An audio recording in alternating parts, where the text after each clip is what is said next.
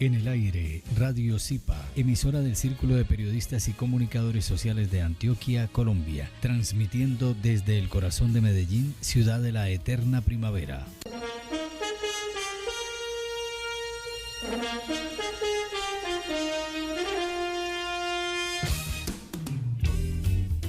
¿Por qué enfermamos? Programa en el que tratamos aspectos de todo lo que implica el bienestar social y humano, cuerpo, mente y espíritu. Conduce y dirige el doctor Fernando Calle, psicólogo social y psicoanalista. Escúchelo todos los martes de 10 a 11 de la mañana en Radio Zipa Estéreo. ¿Por qué enfermamos? Muy buenos días, estamos de nuevo en el programa ¿Por qué enfermamos? Buenos días, Andrés, buenos días, María Isabel, hoy nos acompañas al fin de nuevo. Andrés un poco ausente, pero aquí estamos. Sebastián, muchas gracias por estar aquí con nosotros. A los oyentes, bienvenidos a esta audiencia. Buenos días a todos, estamos aquí en Radio Zipa Estéreo, en este su programa ¿Por qué enfermamos nuevamente? Muchas gracias a todos nuestros oyentes y hoy venimos con mucha información de interés para todos ustedes. María Isabel, ¿quieres saludar a los oyentes? Sí, claro, muchas gracias. Me alegra mucho estar aquí nuevamente con ustedes para poder compartir como cuestiones o situaciones o vivencias que es importante pues como aflorarlas y hablar de ellas. Sí, hoy traemos un tema un poco escabroso. ¿Por qué escabroso? Porque nos implica de una manera profunda en el sentido de cómo venimos manejando los problemas nuestros, ¿cierto? Los problemas que constituyen las problemáticas personales y colectivas. Vamos a estar tocando entonces aspectos que tienen que ver con la composición psíquica nuestra y lo que esto deriva también hacia lo social. María Isabel, para comenzar pues en una conversación privada decías que tienes una inconformidad, por ejemplo, la manera como viene trabajando la Secretaría de la Mujer y esta situación de, por ejemplo, hoy aparece en el colombiano asesinatos de mujeres sin alivio. El Mundo también saca hoy un titular sobre la violencia contra las mujeres, los feminicidios, este tipo de cosas. Y entonces encontramos que hay pues una forma de hacerle publicidad a este tipo de fenómenos sociales que obviamente están derivando muy buenos efectos, por ejemplo para la prensa, porque nos interesa, y hoy vamos a develar una cosa que se llama el drama humano. Entonces en la conversación decías de que te trae un poco inconforme porque quisieras hacer más en esos grupos, pero sientes como que hay una cuestión allí que se repite, donde se aplaude a las víctimas y no salimos del término víctima cuando se trata de asumir en responsabilidad aquello que nos pasa. Quisiera que nos hables un poco de esa experiencia tuya en el trabajo con mujeres y en lo que ha consistido justamente tu inconformidad, como para que le demos forma al tema de hoy. Bueno, me pusiste pues como una camisa de 11 varas, un jaque pues a que lo que pienso y siento pues lo diga, y me parece pues muy importante. Sí, la verdad es que siento, pues lo he sentido conmigo misma, como estar sentada en un círculo vicioso y estar compartiendo situaciones repetitivas, iguales, capacitaciones donde se propone y se pretende que las mujeres afloremos, digamos, lo que sentimos frente a situaciones de violencia o de de violencias generalizadas en los espacios para, pues yo sé que hay una buena intención en el sentido de poder pues ayudar o colaborar pues en hacer catarsis o sentir un acompañamiento pues en este proceso, pero le empiezo a ver una gran dificultad, es que se repiten un poco lo que vos decías de el drama, situaciones de dolor, situaciones de horror, donde me parece que no cumple como el sentido estricto de aliviar, de empezar otro proceso y de cambiar internamente ese dolor, ese drama.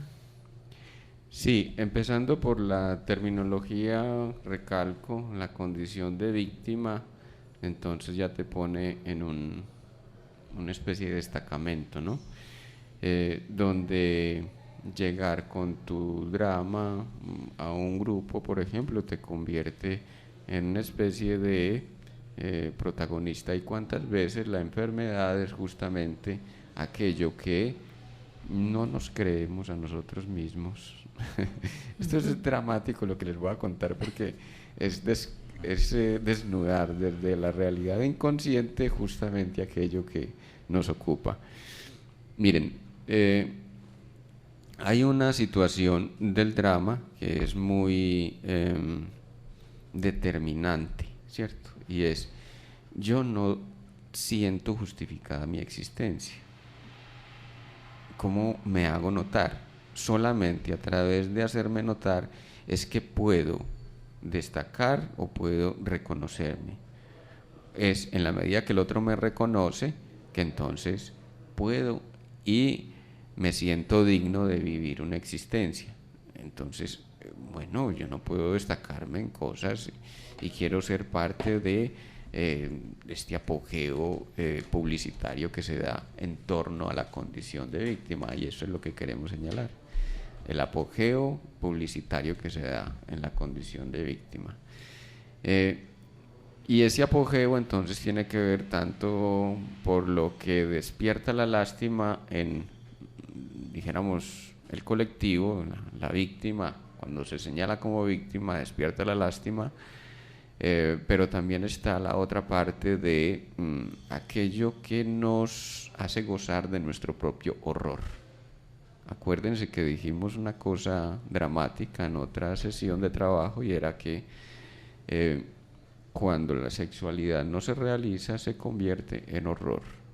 Entonces nos horroriza todo aquello que pueda venir en forma de satisfacción.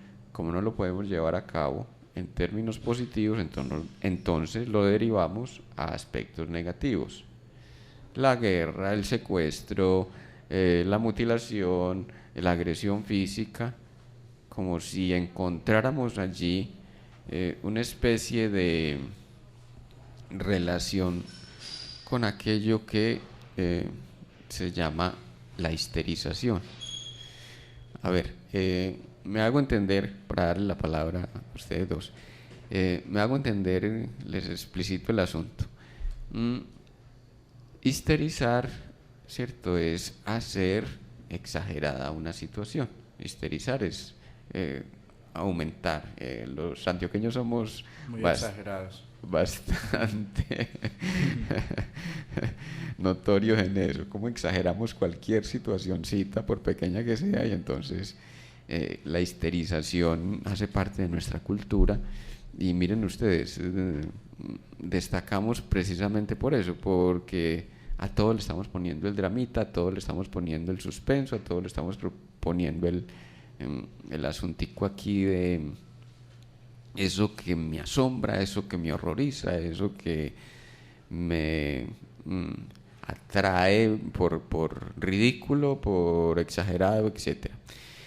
Entonces, es una parte muy positiva en el sentido de que nos permite ser muy expresivos, ¿cierto?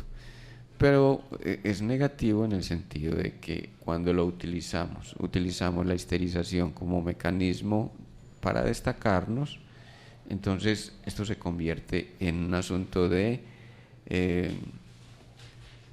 como de lugar. O sea, hay que destacarse como de lugar. Y yo me destaco como víctima. Bueno, entonces miren ustedes allí el papelón.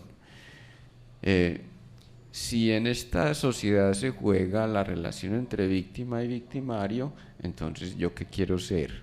Bueno, yo no me puedo permitir ser victimario. Quedaría acusado, iría a los estrados y terminaría en la cárcel. Entonces voy a pasar por víctima. O sea, nos deja dos salidas para destacarse. En ese drama de víctima, victimario, en ese drama de no puedo asumir una sexualidad y entonces la derivo en destructividad.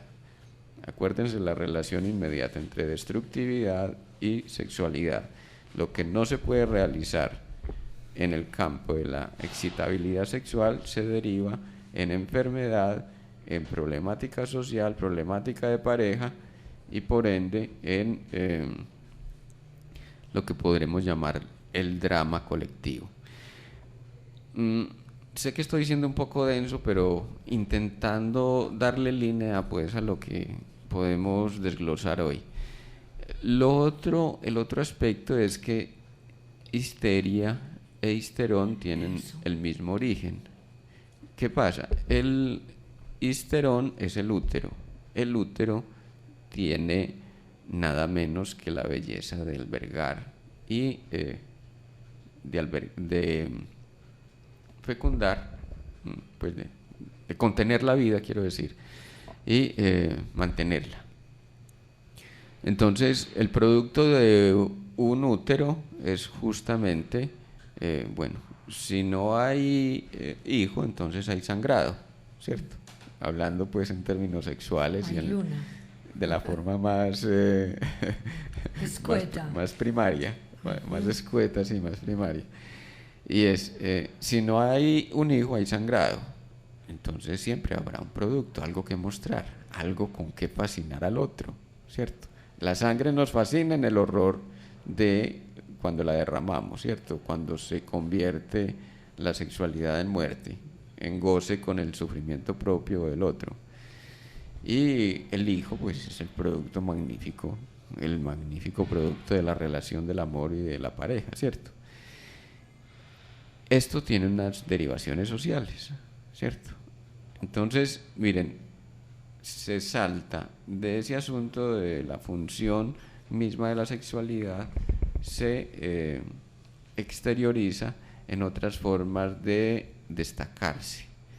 ¿Cómo destaco yo el producto, entre comillas, de mi sangre? ¿Cierto? Entonces el producto de mi sangre es o un hijo o el sangrado. Ahí nos enredamos la vida porque estamos hablando entonces de la realidad imaginaria. ¿Cómo imaginarizamos nuestra propia realidad que todavía no comprendemos, no asimilamos y la derivamos convirtiéndola en problemática social, problemática colectiva? ¿Qué pasa? Como esto nos produce tanta fascinación, entre comillas, no hemos salido de la posición de víctima-victimario, esa dualidad, entonces obviamente los medios, por ejemplo publicitarios, encuentran allí una manera de darle pábulo, de alimentar el asunto de las publicaciones alrededor de los temas, ¿cierto? Entonces el tema de la prevención, por ejemplo, en las enfermedades, la prevención de la muerte, la prevención del delito, la prevención del feminicidio, y en esos nos llevamos una cantidad de materiales, de recursos, tanto económicos como físicos, porque también hay que entenderlo de esta manera. El drama vende. Y mientras no salgamos del drama, entonces vamos a estar sometidos a la ley del consumo. ¿Por qué? Porque justamente, ¿cuáles son las novelas que más sintonía tienen, por ejemplo, en Colombia? Las novelas sobre capos, la telenovela sobre Popeye, sobre estas cosas que retratan de una manera, vuelvo y digo, dramática, lo que es una tragedia colectiva, y convertimos un asunto del drama en una especie de artículo gozón, artículo ya como novela, como sociodrama, como, ¿cierto? Lo convertimos en algo gozón que nos lleva es por la vía de la repetición. Bueno, Andrés, ibas a decir algo. Sí, tocando el tema, yo creo que Colombia es un país, digamos, muy dramático, por lo que estás hablando, doctor. Aquí nos encontramos con drama en todos lados, en los medios de comunicación, en la vida cotidiana, en todos lados hay drama. Y me parecía muy curioso eso que hablabas de las novelas y todo esto, porque si prendemos un canal de la televisión colombiana todo el día nos vamos a encontrar drama, independientemente de sean historias colombianas o de otros países como RCN, no sé, televisión, proyecta telenovelas de México, el drama está ahí pues plantado.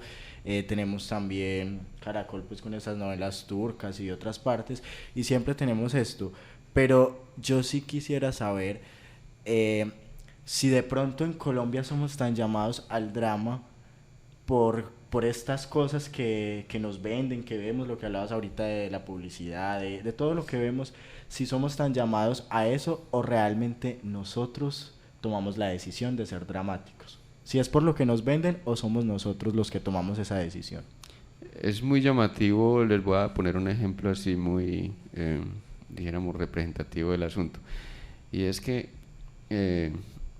Antioquia ha sido protagonista de la violencia en Colombia. Ha sido protagonista. Aquí nació el paramilitarismo, aquí nació pues el apogeo del narcotráfico, aquí, bueno,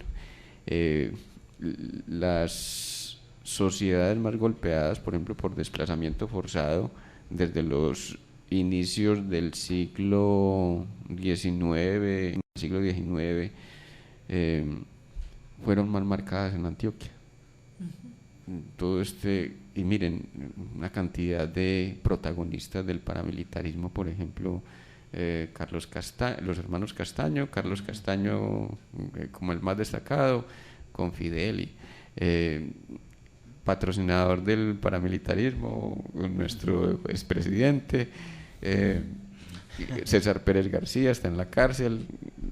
Bueno, estamos hablando con esto de que hay actores protagónicos en este drama de las violencias. ¿Qué pasa entonces? Justamente, y es que uno de los patrones que gobiernan nuestra cultura, decíamos que es la exageración. Entonces yo tengo que mostrar que soy destacado, aunque sea en lo más negativo, en lo más oscuro de mis propias pasiones. Porque es que es una cosa, dijéramos, del quehacer cultural. Yo no estoy diciendo de que haya que borrar la cultura, no. Hay que modificar formas del quehacer cultural que nos llevan, nos arrastran de la ternilla, como decíamos en otro programa, nos arrastran a la repetición, a ese círculo vicioso de ¿y entonces sí qué vamos a hacer? Es decir, como si yo como colombiano no entro en esa onda, estoy fuera de base, por así decirlo. Y por ejemplo, aparte del protagonismo pues en las violencias de Antioquia, en el marco colombiano, también es cierto de que Antioquia ha jugado un papel muy importante en el desarrollo económico nacional y en el desarrollo incluso cultural. Pues hay personajes aquí muy destacados, y siempre han existido esos personajes destacados tanto en la política como en la intelectualidad, en la investigación, en la literatura, en la poesía. Pero a lo que nos referimos es a que hay una parte que se tuerce, que se va hacia lo podrido, y tiene que ver con el asunto del drama. María Isabel, ¿ibas a decir? Es que sí, no, sino que pues me puse a pensar varias cosas y me parece pues muy simbólico y que me parece que habría que, o sea, lo voy a explicar como yo lo veo y como lo siento. Y es muy simbólico cuando expresaba lo de la histeria y cómo la histeria viene del útero y cómo pues la comparación que hacías entre la luna y el nacimiento del niño, pues como producto de esa relación de pareja, y que precisamente hablas de las mujeres. Y al principio yo hablaba pues como de ese pues un poco como incertidumbre, pues desde como la palabra que se me ocurre, pero también como el deseo de cambiar los discursos o de cambiar la manera de estar en un proceso no de victimización y de aliviar pues la tragedia o el horror que algunas de las mujeres han vivido o hemos vivido, por un lenguaje más sanador, más de curación, más de convocar a cambiar el chip, a cambiar, de hablar de, pues como de ese tipo de tragedias, porque yo también pensaba, y precisamente lo hablábamos, cómo este tipo de tragedias o el feminicidio, que en este momento incluso ya hasta el cubo, que nunca lo hablaba, expresa los feminicidios que hay en Antioquia o en Medellín concretamente, como manera de vender el periódico y como medio, como una información masiva que se cosifica. Entonces yo hablaba como de la apología del delito. Cuando hablabas ahorita versus telenovelas, versus capus, versus las historias de todos esos personajes que han habido en Antioquia, entonces me parece que cómo hablar de esto de otra manera, por eso decía como de una manera ya sanadora, y invocar como otro tipo de palabras o de procesos más de adentro hacia afuera que de afuera hacia perdón, sí, más es decir, de internalizarlos para poder sacarlos desde adentro y trabajar como una especie de, es decir, no taparlos necesariamente, no esconder la realidad, sino asumirla de otra manera. Entonces, pues porque yo precisamente, ¿por qué lo digo? Porque me parece que hay que trabajar más desde la parte, desde el cuerpo sagrado de la mujer como nicho, no hacer ese, pues, aunque de todas maneras yo sé que desde el psicoanálisis se habla mucho desde la sexualidad y que me parece que es válido y no hay que esconderlo, porque la sexualidad es una manera también de hablar, también de sentir, también de expresar, y todo lo que expresamos es también sexuado. Entonces, juntarnos más alrededor de la palabra sagrada, del fuego, del amor, de la ternura, de sacar ese dolor, esos dolores y esos desgarros más desde la sabiduría ancestral, porque pienso que si no, el dolor sigue permaneciendo, la tragedia está ahí, y pues me parece que es como abrazarnos y abrazar más desde esa parte, desde el espíritu, desde el alma, que nos posibilita pues como otras miradas, porque si no volvemos al círculo vicioso, volvemos al dolor, volvemos al drama, y me parece que nos permitiría trabajar desde la capacidad del amor que tenemos cada ser humano. Exacto. Andrés, vos, no sé si respondí a tu pregunta, quisiera que retomáramos ahí para también entrarle con lo de María Isabel, porque lo que estás proponiendo es muy bonito, María Isabel. Y tienen como que ver. Y nos da una salida. ¿Te pareció que respondí a tu pregunta o...? Pues, a ver, complementando un poco con lo que dice María Isabel, yo creo que sería muy bonito que todas las personas nos pusiéramos como en ese plan del amor, que creo que es lo que le falta a la sociedad, y ver cómo salir de estas situaciones difíciles, dramáticas y eso, pero de una manera positiva, sin seguir generando ese morbo o esas cosas hacia lo malo, y yo creo que es ahí donde está el nudo, porque la sociedad colombiana estamos como empecinados en quedarnos agarrados al drama, al dolor, a la exageración, a lo que estábamos hablando. Entonces es muy bueno ponernos en esa órbita, pero ¿cómo se hace eso en una sociedad que está tan arraigada a esto? Muy bien. Y miren, si estamos pegados del drama, entonces tenemos que justificarnos y exagerar los sentimientos, las emociones que tenemos alrededor de la condición de ser disque víctimas, ¿cierto?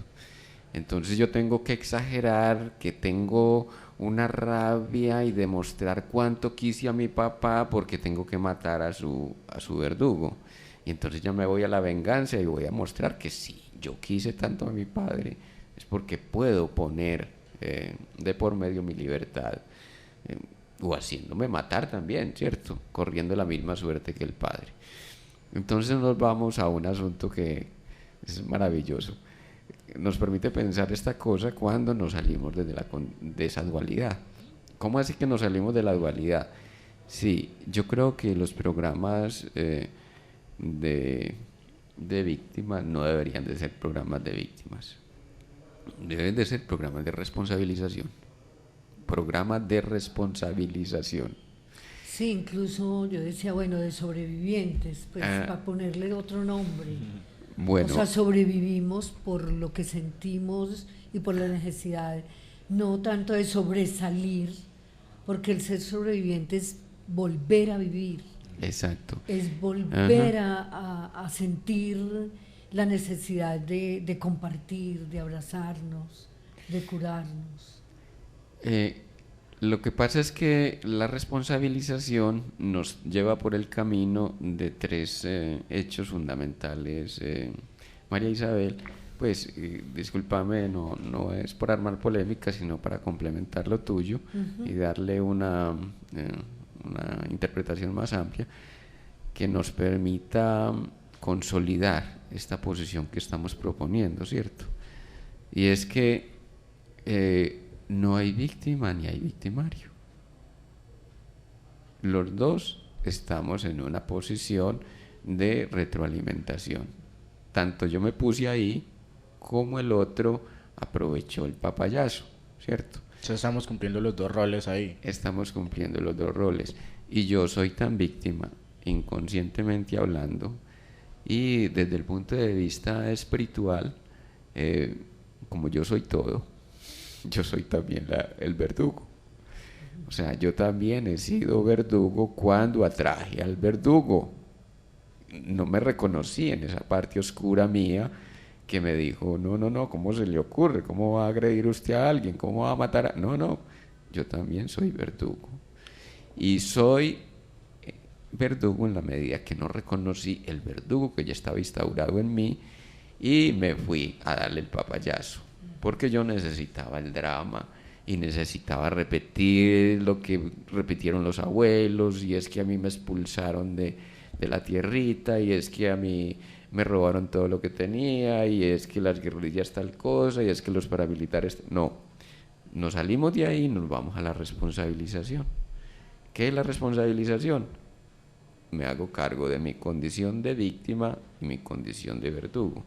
Cuando yo ya me puedo observar dentro de la condición y la lógica de víctima-verdugo, entonces me voy a investigar qué es lo que de mí me empuja a ser verdugo de mí mismo, cuando resbalo, cuando me enfermo, cuando caigo en manos del asesino, cuando caigo en manos del ladrón, qué es lo que hay en mí que actúa en contravía de mi propio interés. Segundo, esto nos permite cumplir una cuestión que es básica en el crecimiento interior, y es que el camino al conocimiento es a través de sí mismo. No hay otro camino, no hay otro camino. Nos reconocemos en la maravilla que ya somos y entonces descubrimos la capacidad de generar realidad. Y entendemos entonces el segundo paso, que es que yo mismo propicié las condiciones para que el verdugo viniera no solo a tocar a la puerta, sino también a hacerme su objeto de realización macabra, ¿cierto? Miren ustedes, entonces ya me reconozco allí como creador de una realidad que, aunque sea absurda, horrorosa, terrorífica, yo soy y he sido partícipe sin quererlo, y ahí viene lo que decía María Isabel, hay muy buenas intenciones, pero es que si no tenemos en cuenta lo inconsciente, entonces terminamos haciéndole el jueguito a los patrones que desde el inconsciente pulsan por imponerse, por salir y por reproducirse en una manera circular, repetitiva. Entonces, sí, hay muy buenas intenciones, pero vamos más allá de la intención. Tengamos en cuenta de que estamos tratando con seres humanos, y los seres humanos somos en esencia inconscientes. Entonces le estamos diciendo de que sacar a la persona de su condición de víctima es ayudarle a generar las condiciones también para que se reconozca como verdugo, ¿cierto? Entonces, somos creadores de nuestra propia realidad. O sea, diríamos de una manera dramática, de los creadores de este bello universo, les vengo a presentar a Sebastián. Entonces Sebastián se toma la palabra. Yo también soy creador de esta realidad. Todo esto lo creé yo. De alguna manera participo y me la soñé en algún momento, trabajar en la radio. De la misma manera lo llevamos a la escena de las condiciones adversas.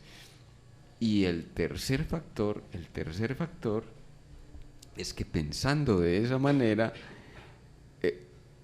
le vamos a quitar pábulo, vamos a dejar de alimentar situaciones de conflicto, vamos a dejar de alimentar la prensa que se nutre de todo esto.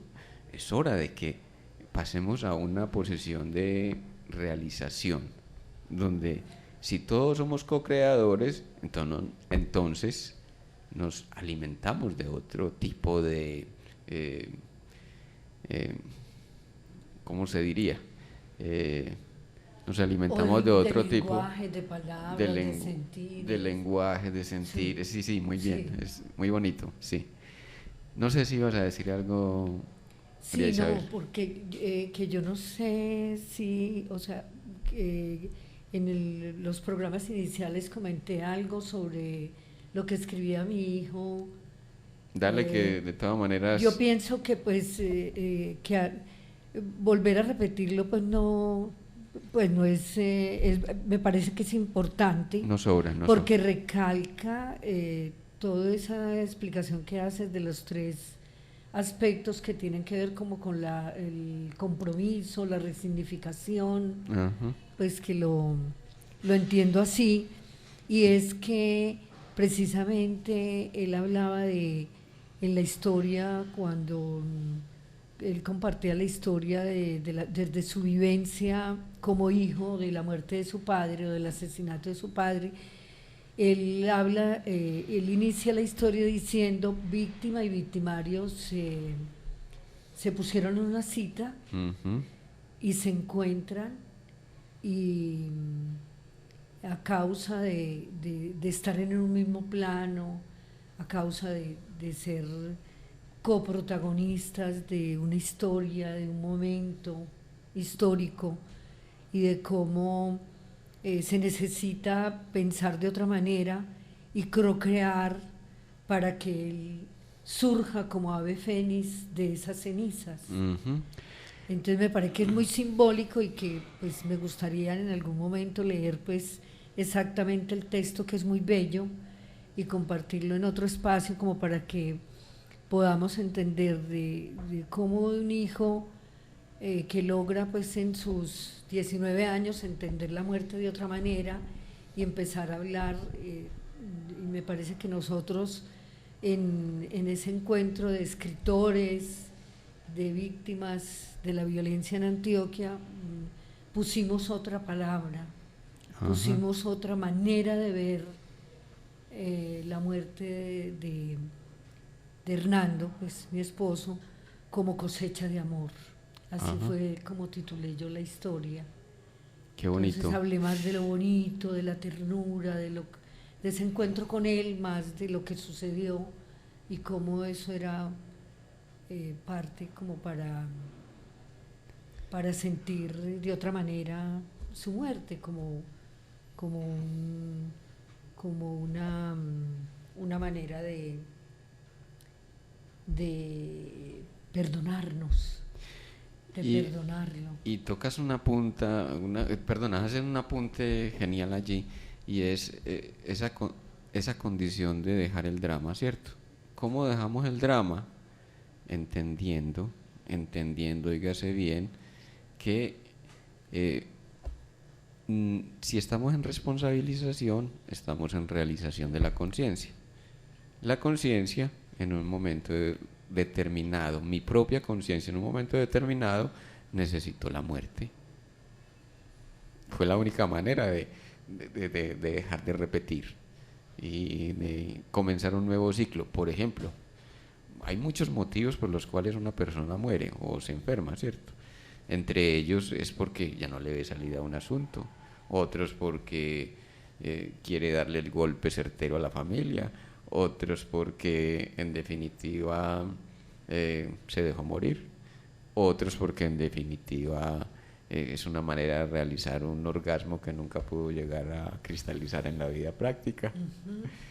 Muchos, infinitos motivos pueden haber en la muerte de alguien, pero cuando el sujeto lo asume como parte de su cristalización de realidad, entonces se hace responsable y deja de, no, es que aquí no se trata del otro, se trata de mí, cómo yo me puse ahí, por qué me puse ahí, por qué llegué ahí. Y entonces tocaba, ese es el punto que quiero subrayar, cómo entendiste que el drama que vivieron Hernando y tú, la persecución política, la muerte de él, todo ese asunto, y tu hijo te lo pone de frente, cómo ustedes llegaron a asimilar y darse cuenta de que tanto para ti era una experiencia de vida, como lo fue para Hernando, de vida, aunque fuera una muerte que pusiera de por medio, porque se trata aquí no de la vida en sí, del ciclo de vida, sino de la evolución de la conciencia, cómo aprendemos a vivir mejor. O sea, en otras condiciones, imaginémonos a María Isabel, no estarías contando esa historia y serías una ama de casa quizá corriente, muy conforme con su marido, pero tú tenías que pasar por esa experiencia para venir a contarnos. Lo asimilé y aquí estoy para contarle a la humanidad de que no somos ni víctimas ni victimarios, ni víctimas ni verdugos, que podemos hacer la vida de otra manera y que todos esos dramas que montamos hacen parte de más bien un artilugio del yo que quiere ponerle interés o despertar interés y espectacularidad a su propia existencia, pero que la vida no es eso, la vida no es ponerle espectacularidad a la existencia, la vida es hacer espectacular la existencia. A mí me surgía una pregunta de lo que hablaban, y es en cuanto a las personas que, por ejemplo, digamos el que busca empleo y nunca encuentra. la persona que quiere una relación sentimental y nunca la tiene, la persona que se quiere aliviar y nunca se alivia. Entonces mi pregunta es, en el fondo, esas personas no quieren encontrar empleo, no quieren encontrar una pareja, no se quieren aliviar, ¿o qué pasa ahí? Muy bien, eso es hermosísimo. Interesantísimo, bonito. Eso es muy hermoso porque resulta de que esta mañana nada menos recordaba un paciente. Yo empecé a tratarlo, tiene problemas serios de Parkinson, pues ya no, inutilizado la mano izquierda en un 95%.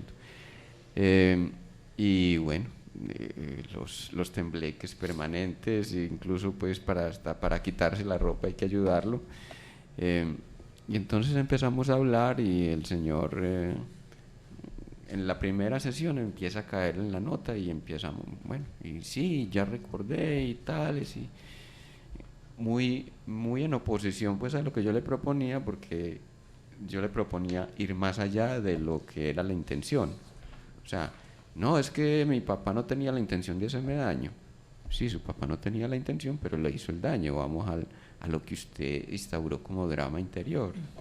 O sea, usted, el niño que era usted, se sintió víctima de un padre que no entendió que usted era un niño vivaz y que le gustaba moverse por todos lados y le encantaba el fútbol y toda la cosa.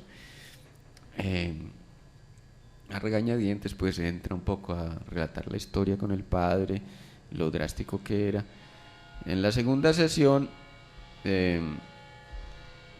ya no entiende nada de lo que habíamos elaborado, no entiende nada, todo le resulta absurdo. Entonces yo le volteo la nota. Hagamos una escena. ¿Cómo sería su vida si estuviera aliviado? Usted ha sido un hombre andariego. ¿Cómo sería su vida si aliviara de ese Parkinson?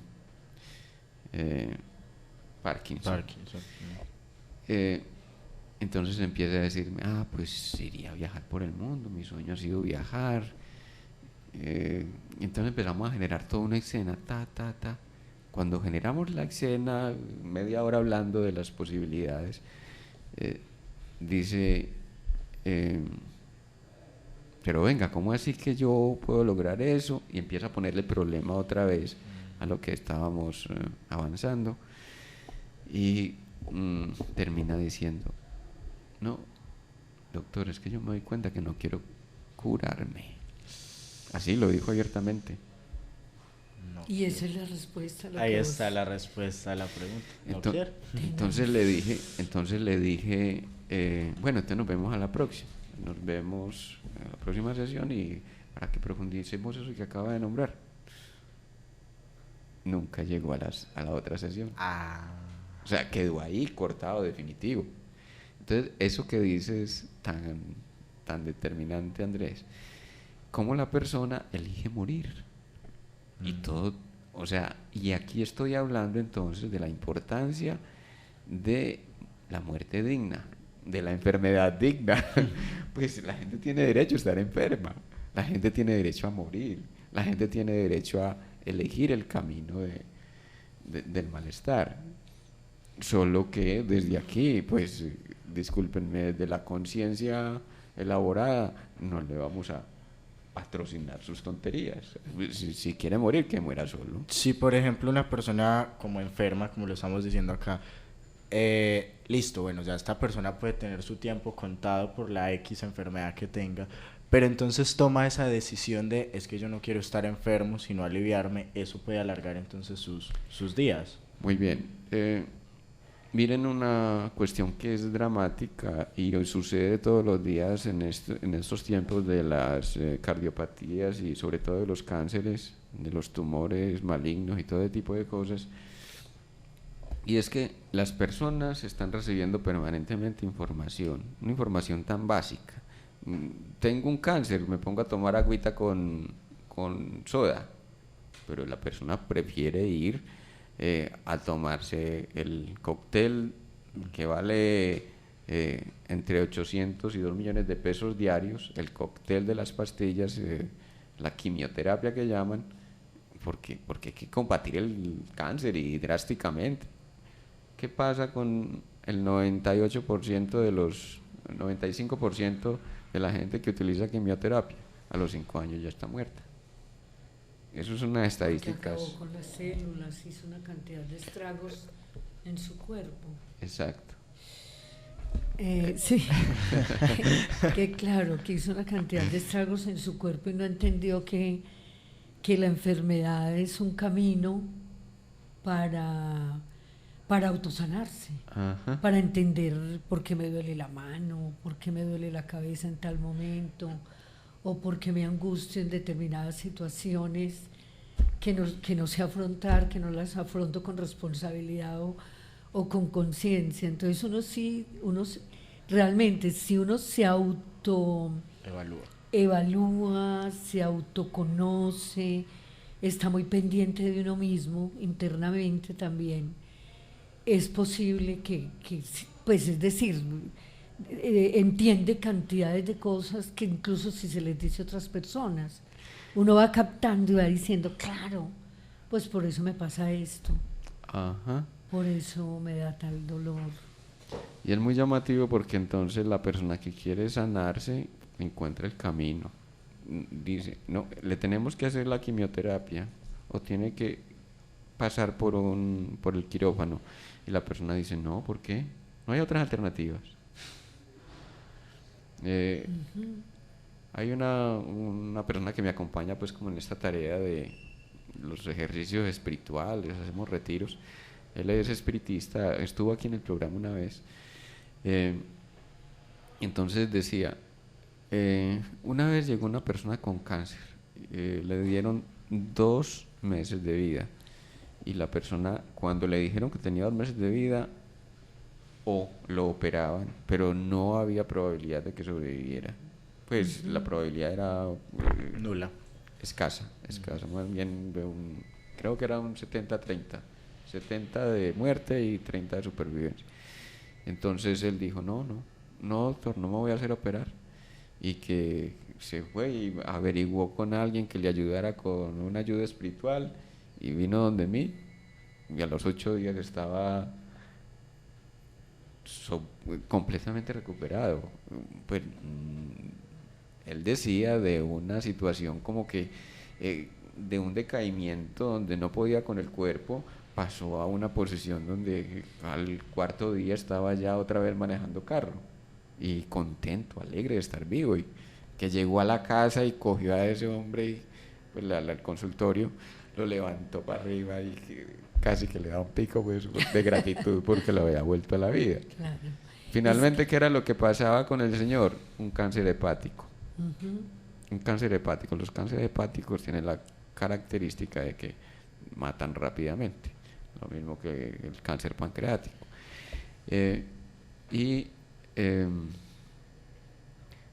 Todo lo que estaba generando en él era el asunto de un drama familiar, que era que no perdonaba a la hija, que era que la hija tal cosa, que es que la hija tal otra, y eso lo llevó a la mamá, y la mamá tal cosa, y que la mamá nunca lo quiso, y dele.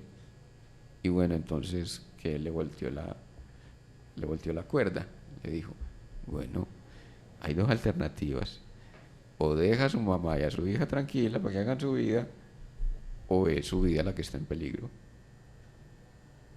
Ahí claro. Lo entendió. Mira que me acordé también pues de una frase, pero también de una vivencia, que uno es su propio chamán, su propia maga, su propia bruja, es decir, es capaz de... Y me acordé de esa frase es porque en una vivencia en el desierto de Sonora, en México, conociendo el peyote, entendí esa parte. Ajá. Y la entendí como una manera de que, es decir, desde la búsqueda de sí mismo la puede hacer uno de cualquier manera. Ajá. Y, es decir, por medio del peyote, que es una planta que, pues aclaro, no es alucinógena, que es una planta sagrada, es una planta que te ayuda, no necesariamente, pues incluso dice visionar, pero no es visionar, sino ver la luz y ver más allá de la conciencia, porque a veces esa conciencia, a veces uno la evita, Entonces me parece que más allá de la conciencia, o sea, llegar al inconsciente, entender una cantidad de cosas. Y me parece también que el yagé ayuda también desde su propia vivencia a vislumbrar, a ver situaciones que uno no ha entendido, pues como en esta realidad terrenal o cotidiana, en medio de este bullicio, de estos edificios y de tantos atropellos permanentes o diarios. Entonces esa posibilidad de encerrarse a sí mismo y de encontrarse consigo mismo más hacia el interior y el abismo, me ha ayudado a ver situaciones pues mías más claramente. Qué bonito, y es tremendo eso que dices, porque finalmente no tiene gracia sanar al otro si el otro no se está enterando cuál es el mecanismo que yo utilizo para mejorar su salud. Y mejor le enseño eso que estás diciendo, le enseño que hay un maestro interior, y ese maestro interior hay que descubrirlo, porque hoy te quito el síntoma, pero mañana ¿qué va a pasar contigo? Hoy te quito el cáncer, pero mañana viene una metástasis o viene un tumor cerebral. Pues finalmente no entendiste porque te estabas enfermando. Entonces, ¿qué gracia tiene? Y es lo que está haciendo la medicina paliativa, ¿cierto? La paliativa es aquella que se encarga de los síntomas. Y aquí nos encargamos del bienestar. La summa camaña, como la raíz. Es un término, un concepto indígena de los Aymara en Bolivia. Summa camaña, su bienestar, la vida en bienestar. Entonces, cuando hablamos de la summa camaña, el completo bienestar, estamos hablando de que eso se propicia es porque estás bien con el medio ambiente, estás bien con tu familia, estás bien con tu cuerpo, estás armonizado contigo mismo. Y no es que tengamos que estar armonizados todo el tiempo, es estarle dando solución a los pequeños líos que vamos armando y los pequeños dramas que vamos armando, porque, bueno, de todas maneras somos seres emocionales, sensibles, estamos sometidos constantemente a ese aflujo, pero la diferencia es que estamos avisados para encontrarnos y confrontarnos con eso que nos pone la vida complicada. Ahí entra la frase lema del programa: en nuestra debilidad está en nuestra fortaleza. Entonces tenemos la libertad de desprendernos de estas enfermedades, de relaciones fallidas, de no conseguir empleo y las diferentes situaciones dramáticas que pueden llegar a la vida, si reconocemos la fuerza que tenemos nosotros para desprendernos de ellas. Exacto, hacernos cargo es fundamental. ¿De qué nos vamos a hacer cargo? De nuestra propia vida. ¿Cómo así que hacernos cargo de nuestra propia vida? No es ir a llevarnos al médico, no es bañarnos todos los días, no es solamente darnos comida, no, es alimentar lo que realmente constituye nuestra esencia, la conciencia. La conciencia es salud, es bienestar, pero también es crecimiento personal y colectivo. Es que precisamente desde la sabiduría ancestral, de nuestras abuelas y abuelos, hablando, digamos, desde sus vivencias como el compenetrarse con la naturaleza, con la Pachamama, hablan precisamente del buen vivir, de las buenas prácticas, de no hablar de esa escasez, porque ellos dicen que la escasez es la exageración de la abundancia.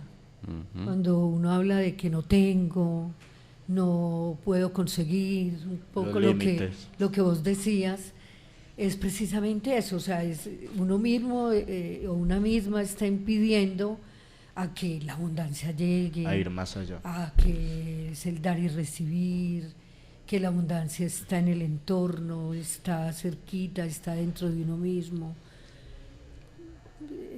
Pues que hay que, obvio, introyectarlo y sentirlo, pues que no es de palabra y eso no es teórico, eso no está escrito, sino que es vivenciado. Es que con esto que dices, María Isabel, entramos a que muchas veces vivimos lo que los demás quieren que vivamos a lo que realmente nosotros queremos vivir. Entonces, si digamos tenemos una familia de escasos recursos, si mi familia no pudo salir de esta situación, yo tampoco. Entonces, es ahí donde nos desviamos de esa abundancia y de todas esas cosas buenas que quizás podemos desear, porque nos concentramos en vivir lo que otros han vivido y no nos concentramos en enfocarnos en qué queremos vivir nosotros.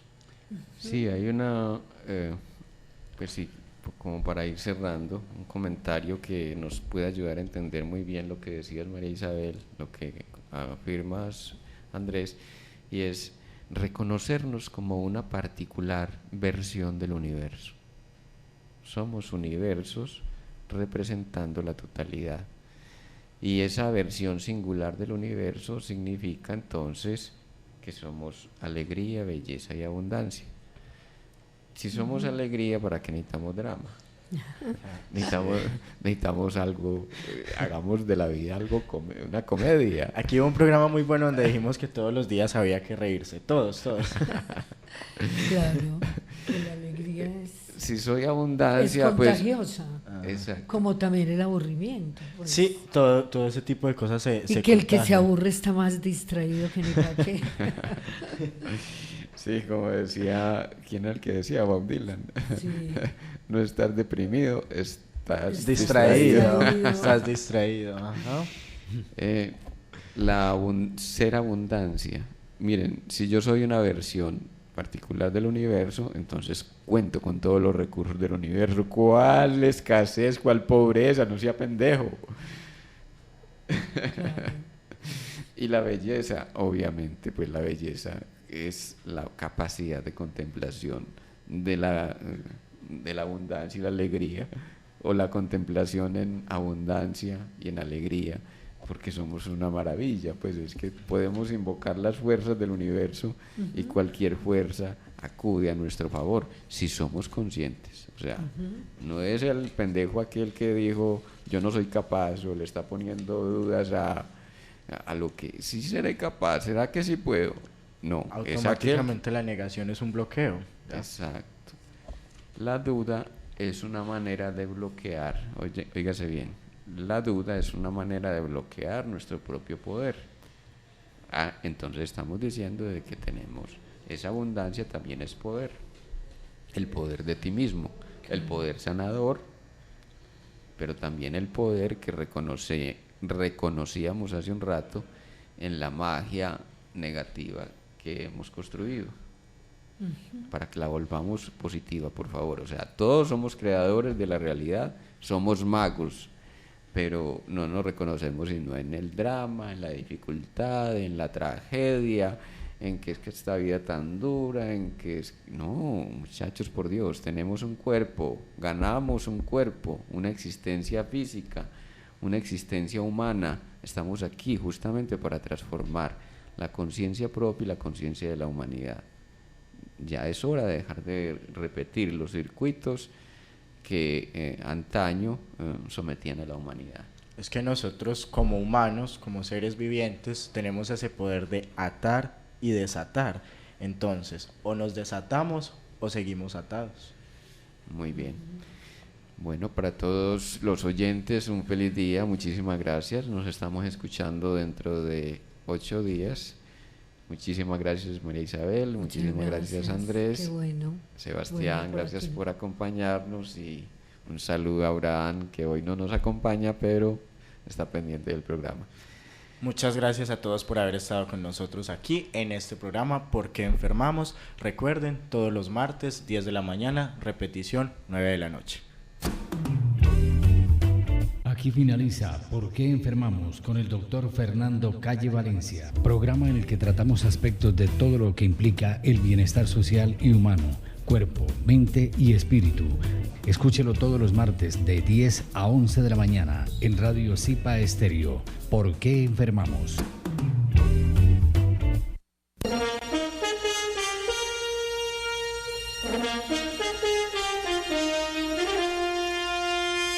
En el aire, Radio Zipa, emisora del Círculo de Periodistas y Comunicadores Sociales de Antioquia, Colombia, transmitiendo desde el corazón de Medellín, ciudad de la eterna primavera.